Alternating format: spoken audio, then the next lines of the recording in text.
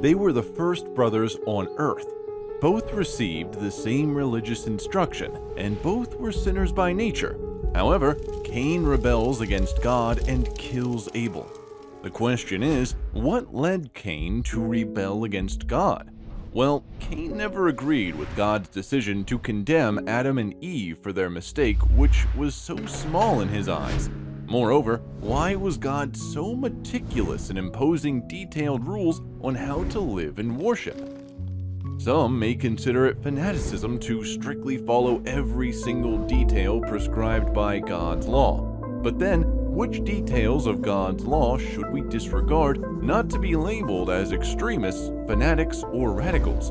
In contrast, there was Abel. He decided to see God's mercy in his dealings with Adam and Eve. After all, they were still alive after they sinned. Therefore, he obediently brought them the firstborn offering, a regular offering that required bloodshed, something not intended to be pretty. Cain instead decided to do it his way, presenting a less costly and aesthetically cleaner offspring. But by refusing to shed the victim's blood, he missed seeing the gravity of sin and himself as a sinner deserving to die. Cain also didn't discern Jesus as his innocent substitute, whose blood would also be shed in his place. And because God rejected his offering, Cain's heart was even more hardened and enraged. Unable to destroy God, he kills Abel, whose offerings pleased God. Our offerings today should emulate Abel's regular offering, which was given after God's blessing.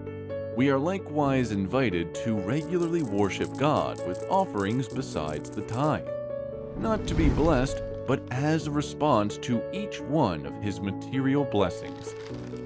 Honor the Lord with your possessions and with your first fruits of all your increase, says Solomon, so your barns will be filled with plenty, and your vats will overflow with new wine.